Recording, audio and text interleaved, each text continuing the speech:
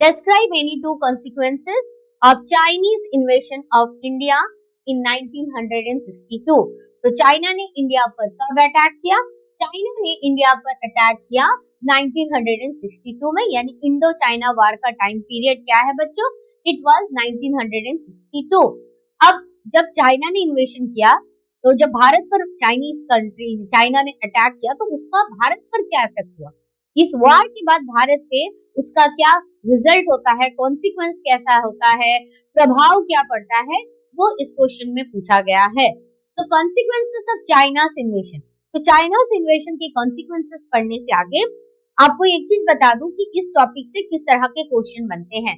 तो अगर हम इंडो चाइना वॉर पढ़ते हैं तो यहाँ से पहला क्वेश्चन बनता है, that is what were the causes behind Indo China war, कि इंडो चाइना वॉर के पीछे कॉजेस क्या है, ठीक है। और उसके बाद में कॉजेस में जो आपके टू इंपॉर्टेंट कॉजेस है उस पर सेपरेट क्वेश्चन बन सकता है, टू इंपॉर्टेंट कॉजेस को लेकर के। तो पहला कॉज है बॉर्डर डिस्प्यूट, दूसरा कॉज है तिब्बत इशू, राइट। तो इस पर सेपरेट क्वेश्चन बनते हैं। अब इसके बाद में चाइना ने जो भारत पर अटैक किया वो अलग से। अब इसके अलावा जो लास्ट क्वेश्चन यहाँ से बनता है कि कॉन्सिक्वेंस क्या है। अच्छा, यहाँ से और एक पॉइंट कवर होता है पंचशील एग्रीमेंट, लेकिन वो शॉर्ट में कवर होता है क्योंकि पंचशील एग्रीमेंट आपके बुक में केवल एकदम शॉर्ट में दिया हुआ है।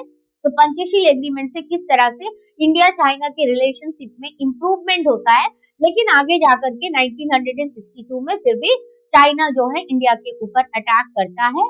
और क्यों अटैक करता है? क्योंकि चाइना और इंडिया के बीच में दो तरह के डिस्प्यूट देखने के लिए मिलते हैं, एक बॉर्डर डिस्प्यूट और एक हो गया आपका क्या, सेकेंड हो गया तिब्बत इशू। ओके, तो आज के इस क्वेश्चन में क्या पूछा गया है कि कॉन्सिक्वेंस, कि चाइना ने जब इंडिया पर अटैक किया तो उसका इम्पैक्ट क्या होता है। तो चाइनीज फोर्सेस ने क्या किया, कैप्चर कर लिया सम की एरियाज, कहां पर, जो अरुणाचल प्रदेश स्टेट है वहां के की एरियाज पर चाइनीज फोर्सेस ने पूरी तरह से कंट्रोल स्टैब्लिश कर लिया, कैप्चर कर लिया।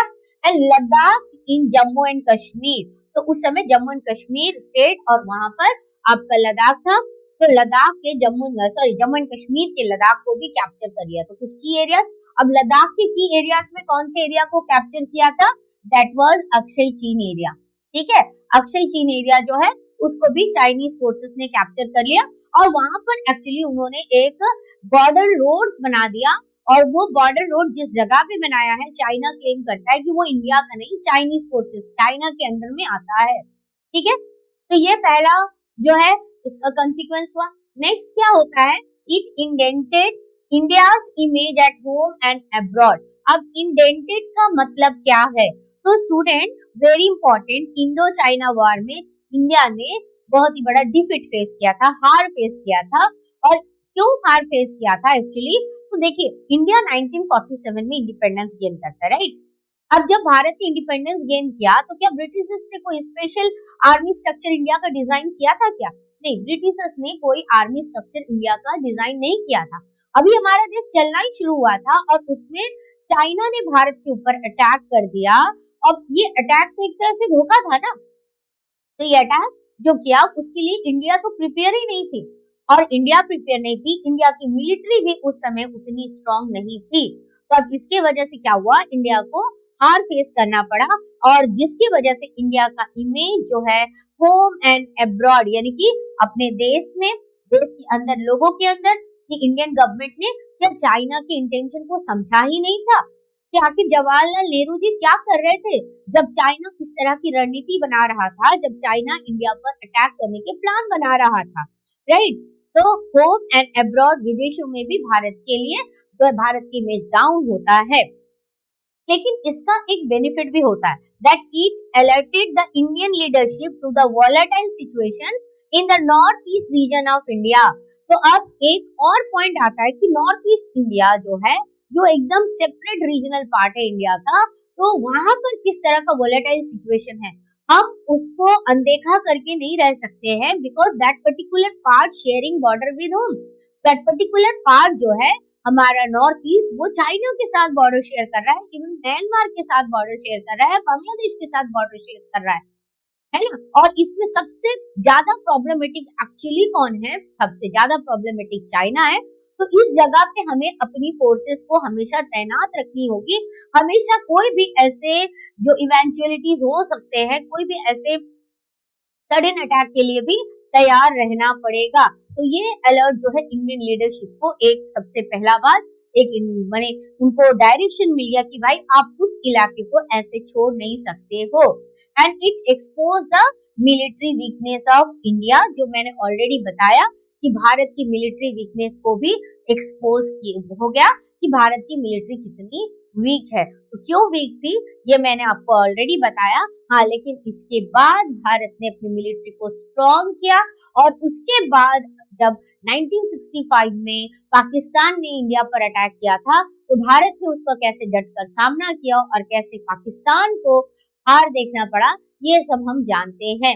लेकिन ये सारी इवेंट जो है 1960 के बाद जब इंडिया ने अपनी मिलिट्री को स्ट्रॉन्ग किया, क्योंकि उन्हें समझ में आ गया कि हमारे दो साइड दो ऐसे दुश्मन खड़े हैं और ये कभी भी हमें धोखा दे सकते हैं, कभी भी हम पर अटैक कर सकते हैं, तो बेटर है कि हम अपने आप को तैयार रखें। ओके,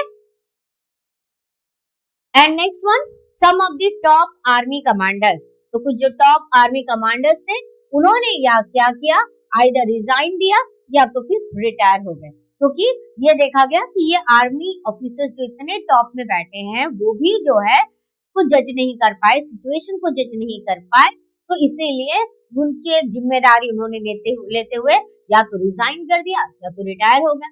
अब बात करते हैं who was the defense minister of India at that time। Question लिख के रखिएगा, who was the defense minister of India, who was the defense minister of India at the time of what, at the time of Indo-China war, at the time of what, at the time of Indo-China war, ठीक है, Indo China war के time पे who was the defense minister, so who was the defense minister at the time of Indo-China war, that was minister was V Krishna Menon, ठीक है। तो V Krishna Menon जो है he was the defense minister and he was a very close associate of Nehru, had to leave the cabinet, तो उन्होंने जो है अपना पद छोड़ दिया, उन्होंने भी नेहरू के कैबिनेट को छोड़ दिया, ठीक है।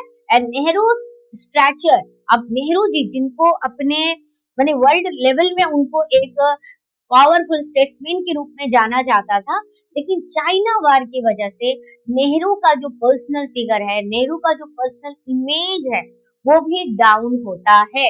So Nehru stature suffered as he was severely criticised for his native assessment of the Chinese intention and lack of military preparedness, कि आखिर नेहरू जी से इतनी बड़ी गलती कैसे हो गई। वो नेहरू जी जिसने भारत को एक रिप्रेजेंटेटिव डेमोक्रेसी बनाने के लिए पूरे दुनिया से चाले ले लिया, लेकिन चाइना के इंटेंशन को नेहरू जी नहीं समझ पाए।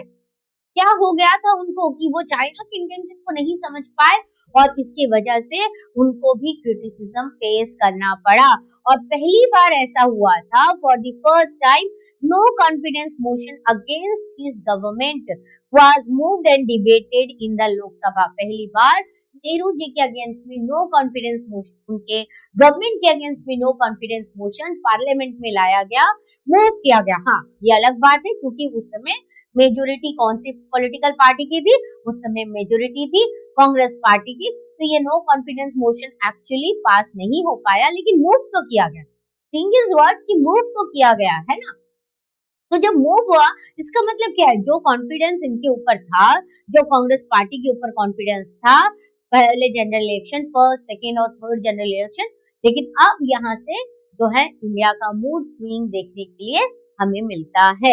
ओके, तो ये सारे पॉइंट में से आप किसी भी पॉइंट को अपने आंसर में कवर कर सकते हैं। ये जरूरी नहीं है कि सारे पॉइंट को आप सीक्वेंस में ही कवर करें। ओके, तो ये था आपके क्वेश्चन नंबर 2।